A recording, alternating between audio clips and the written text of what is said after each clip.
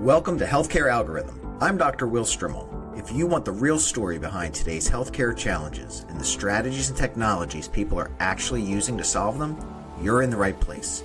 Short conversations, clear insights, practical takeaways. Let's get into it.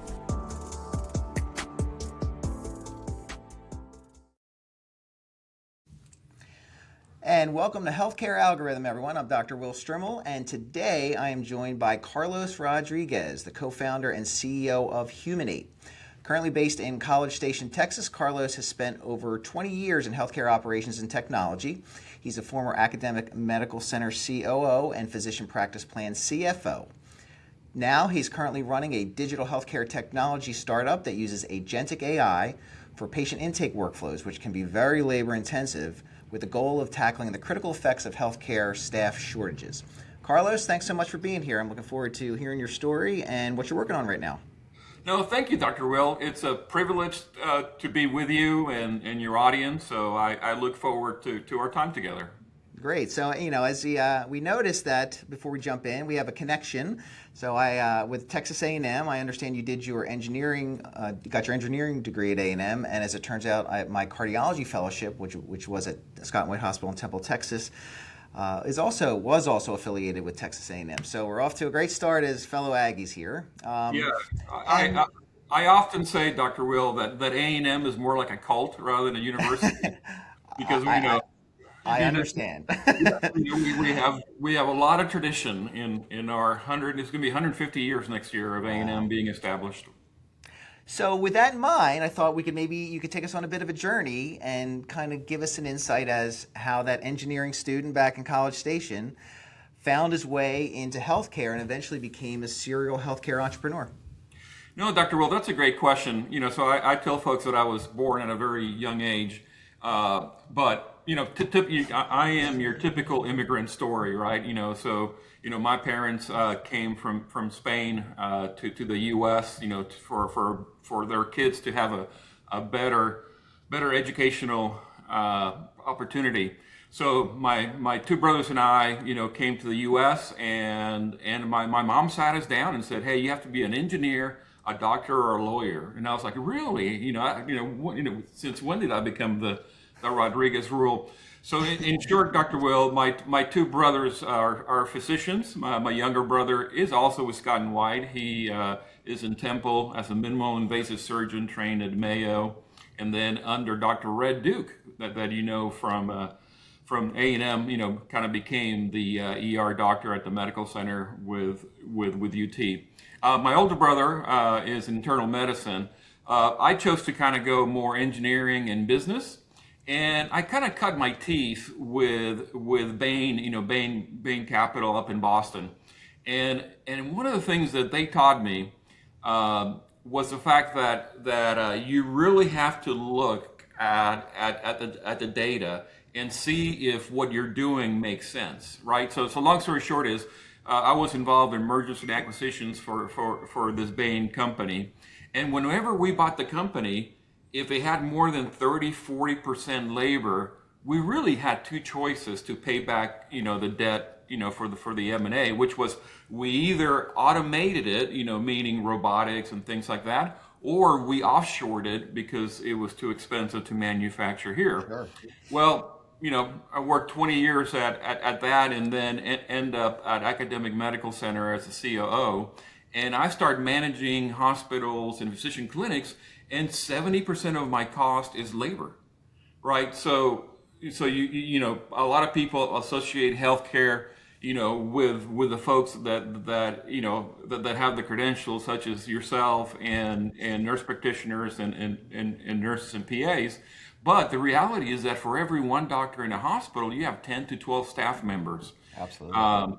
And that is one of the reasons why I started this company. Is I've been waiting, for a long time for a technology that not only saves cost, but has better patient satisfaction and takes burdens from clinicians such as documentation. As you know, Dr. Will, you guys that did not go through training, to be scribes or to be documenters, and I've never met a physician the likes an EMR system because of all the heavy lifting when it comes to Sure. documentation. Sure. And healthcare is always, for as long as I've been doing it, and probably much longer before that, has always been the field where people say it is just ripe for disruption. But it's so difficult to disrupt because there's so much inertia around it. And of course, the stakes are high. So I can completely identify with you. And hopefully, we're at a point where some of these technologies can really make some leaps forward. So before we actually get into Humanate, I want to get a sense of how you really sort of figured out this is the particular problem that I want to go after. How you saw it before you stepped into it, and how you really learned about the problem before you started building the solution. Sure, sure. I would say twofold, right? When I left academic medicine about 10 years ago, I started my first company. And the reason I started my first company was the fact that, before meaningful use medical records, back in 2008, 2009, we were delivering medical records, by faxing or mailing. And as the security officer for this academic medical center, I would get involved with breaches to the point where I said nothing good happens with paper. So once we transitioned to Epic, we were one of the first ones in the Houston area. We had this beautiful digital medical record, but I would go down to the basement where most medical record departments are in the hospital, and I was very confused because we had this digital record, but we would print it and then fax it and then put it in a bin for Iron Mountain to come and shred it. And to me, it made no sense, right? It's almost like getting high definition TV and going back to black and white with the rabbit ears.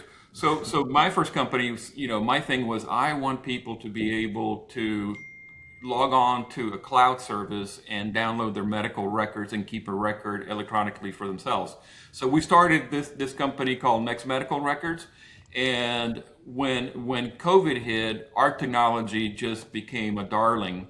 Because, for example, at UCSF, rather than coming in and filling your HIPAA form, all you did was turn on your camera, we took a selfie of you, and you were able to complete your HIPAA authorization digitally. And it really was very helpful, in terms of not having to come in and do that in person. So once I left there, I've always been, once I sold the company, I've always kind of said, what other technologies out there to kind of help healthcare? And I was called by A&M University. They were working on a natural language with an avatar. This is before ChatGPT, and I really saw the potential in it. They kind of had it as a chatbot over HR, so this thing would onboard you. When I looked at it, I said, man, I really want it for healthcare because Dr. Will, my previous company, grew to 400 people, and I can tell you that one of the things that I did every day was just replacing people and recruiting. So just the high turnover to me was a great way to put this technology so now people can work on top of their license as opposed to doing manual, repetitive tasks. Especially because no matter the job in the healthcare value chain that that you play, the role that you play, there's a lot of training and investment in people. So, I mean, this is true for doctors all the way down to medical assistants and even reception folks, that you have to invest in people. And it really is a big cost and a big hurt to workflow as they leave. So I did spend some time on your website, which is humanate.ai, and I met some of your team, your avatars, Cassie and Olivia and Rita, which Rita, I believe, is the sign language avatar, if I remember Correct. correctly. We have the Fascinating, right? They're yeah. really great. And I just maybe you could talk a little bit about how you brought it to life, how you built the team, what specifically about the technology, as you told that story to A&M, like something clicked where you said, yeah, this technology can fix this problem, and how you really got it off the ground. Yeah. So what I tell customers and our investors is, we're not technology bros. We're really healthcare people that have 70 years of experience in healthcare, my team, and we're really trying to solve pain points. So how we started was kind of interesting.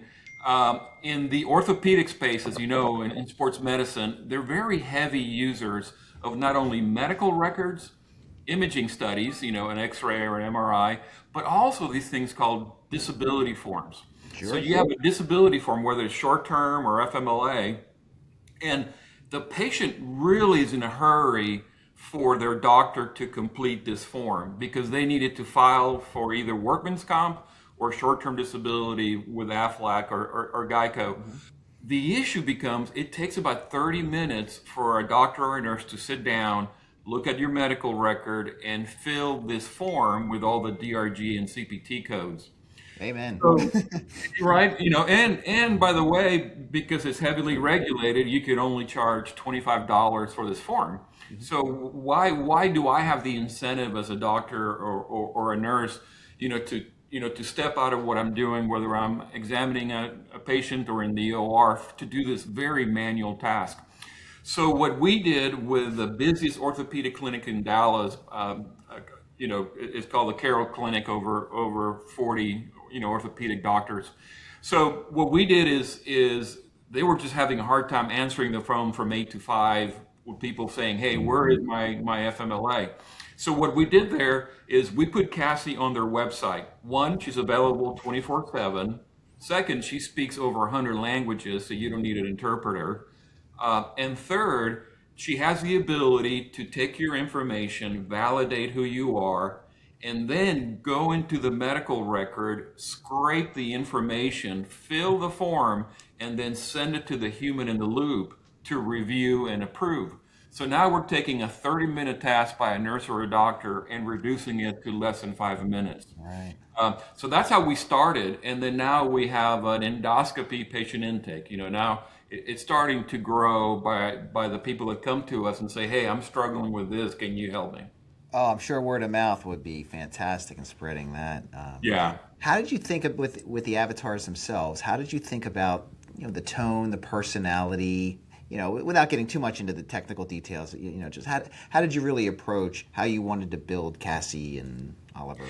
Yeah, and the reason we called ourselves Humanate was not a external company doing public relations, is from the start I want to make this technology more human, right? So the key is the engagement between the patient and the avatar and how they feel about that engagement. So our avatars are able to read your face, and they know when you're mad or when you're confused. So she has a way to kind of redirect her questions based on the interaction. So I'll give you a great example. As you know, A&M is a rural healthcare medical center, right? So we get money from the state of Texas really to focus on rural. And it's very much needed. When I was at Baylor College of Medicine, the southernmost pediatric surgeon was Corpus Christi, which left about a third of the state without a pediatric surgeon. So my point there is we do telemedicine behavioral at A&M, and we're working with them where Cassie comes on before the clinician does, and she does the HMP. Are you Right. how are you doing on depression, anxiety, self-harm? And it's kind of interesting because if she asks you, "Hey, how many drinks are you having a day?" and you kind of have this reaction, she'll say, "Hey, I'm not human. I don't know how to judge." And what we find is that people are more honest with Cassie than they are with their provider when it comes to things like, are you dieting? What's your diet? Are you exercising? So it's really cool that if you do it properly, people feel at ease. Have you Because found a way to measure that? Because I have heard that anecdotally, a lot of people saying that they're finding that. But I'm curious, how do you measure that, number one? And then second, do you have a way, whether through it's your board or your development team, of how you're keeping the kind of the patient in the room as you develop this? Because it sounds like that's clearly a priority of keeping this human. How do yeah, you make sure that they're feeling that? So we're one of the few companies that has a chief medical officer. So if you look at our website and you look at my team and our board of advisors, we have a chief medical officer by the name of Dr. Paul Ogden. He also was at Scott and White, internal medicine, Mayo trained, and he ran both the A&M Health Science Center, and then, as you know, Texas Tech put a a medical center and a hospital in El Paso, Texas, which was very much needed. So long story short is, so he's in the business of training doctors, and he's very good at teaching us, for example, some of the frustrations, that he has as he teaches. Sure. He teaches folks, and one of them was that whenever he would ask people, how many drinks do you have, he would tell his residents and medical students double that, because he'll never, That's double exactly that. right. So how we measure that is we send students to do surveys, whenever people interface with our kiosk during Okay, check-in right. or check-out. So we have those patient satisfaction surveys that tell us, things like, hey, did you feel more comfortable with Cassie than a human? Great, great. So I wonder if you could maybe step out of your Humanate role for a second. You've been doing this a long time in terms of building healthcare companies. What do you see right now specifically in the digital health startup ecosystem? What feels different? What do you think founders are getting right? What are they messing up? What advice would you give to someone who's, kind of just starting on this path in a very interesting but No, great question. AI is still early, and there's a lot of misconceptions, right? We think that AI is ChatGPT, which is way, way sure. beyond that. I was at a conference recently, and one of the panels, one of the speakers was CEO of Cleveland Clinic. And I would say that bigger hospital systems like Mass General, Cleveland Clinic, Mayo, really are now, they have chief innovations officers that are overseeing technology integration. They're also creating AI committees that have to approve the AI. But somebody asked them, what's your criteria as Cleveland Clinic, whether you implement AI? And he goes, it's two things. Does it help our clinicians, right? And second, does it save costs? But it has to be both. Because Yeah. if you just save costs and you're not helping a clinician, you're going to get a lot of pushback. So the areas where I really see AI happening without disrupting, how healthcare kind of works, right? Because all of us have our own genetic code, so therefore each patient is different. The two areas that I see, one is called ambient AI, which is the active listening, and I can tell you that has been a godsend for clinicians. Sure. To the point where Microsoft paid $20 billion for Nuance, which is the old Dragon, text and speech. So, I can tell you that with, that on average, a doctor's spending 90 minutes less in documentation if they use, ambient AI. So that's an area that I see continuing to do well. The other area is kind of what we're doing, which is agentic AI, and that is that you really can have agents that are working alongside a human and make that human a lot more productive. So, for example, you take the case of an endoscopy pre-op. Why do you need to sit down a case manager or an RN and do the same interview for 45 minutes and ask you about what meds are you on? Are you on any blood thinner? That can really be done through our technology. We will make a report and send it to the human in the loop so they can determine whether that person qualifies for either an endoscopy or a colonoscopy, from an upper GI standpoint. Yeah, and I think, I really want to kind of double click on those 2 points that you made because I think they're critical about, making the clinician's life easier, because I can tell you every technology now, if it's presented to a physician, nurse practitioner, anyone who has to use it, immediately makes the hair on the back of the neck stand up because all they see is 7 more clicks, right? And so that has been a real problem and a real barrier to adoption of technology. That's fantastic, and I think leading with that's really important. Secondly, about the cost thing is that I think we have already traveled very quickly through the past. We're just saying if this is an AI solution is going to get you in the door, and it's hard to use these right now to generate revenue, really, especially in larger systems. But equally important, it can be challenging to prove that you're reducing costs. So I'm just curious, maybe on that one, if you can, speak somewhat about how you are going back to your enterprise partners and saying, hey, here's the cost I saved you? Yeah, no, that's a great question.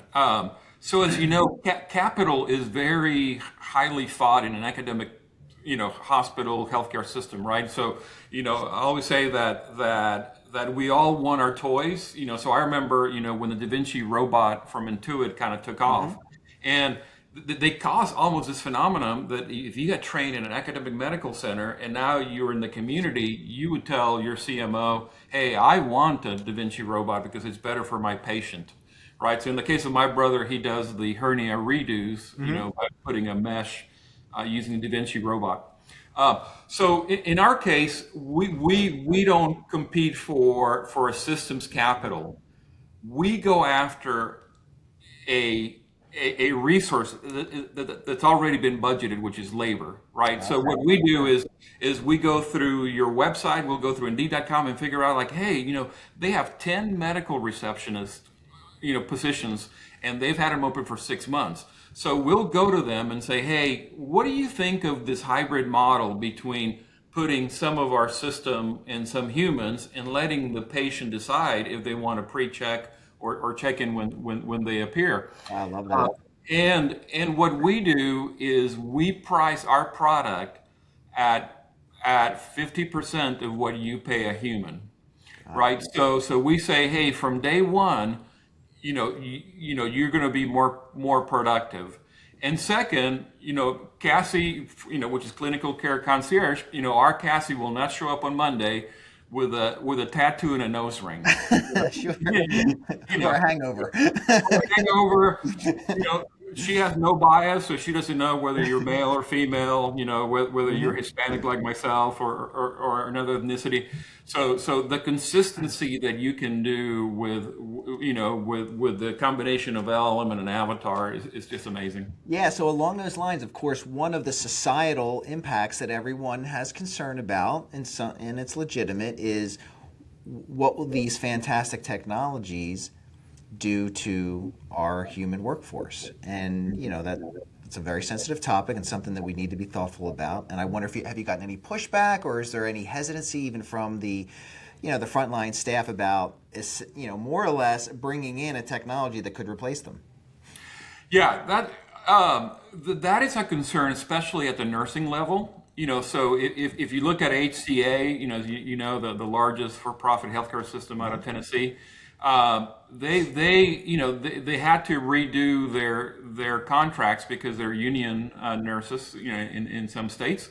So they had to redo their contract to say that a CNO had to approve of any AI technology that involved a nurse. I did not know that. Right. Same thing with Kaiser Permanente in California. Again, unionized environment. So I see that on the credential side, you do need to be careful and do the value proposition, and they have to decide. Unfortunately, at the staff level, if you're an office manager and you're trying to satisfy 8 doctors, 8 rooms, and 30 patients per room, you're just pulling your hair because Martha didn't show up, and now you can't do pre-authorizations. So we find that at the staff level, there's not as much hesitancy as doing co-pilots for physicians or nurses. Because the pain point is so great, I would. Yeah, the pain point is so great. Right. Correct. So looking ahead, next 12 months, what does success for Humanate look like? Yeah, so it's really the number of installations and the word of mouth and our reputation.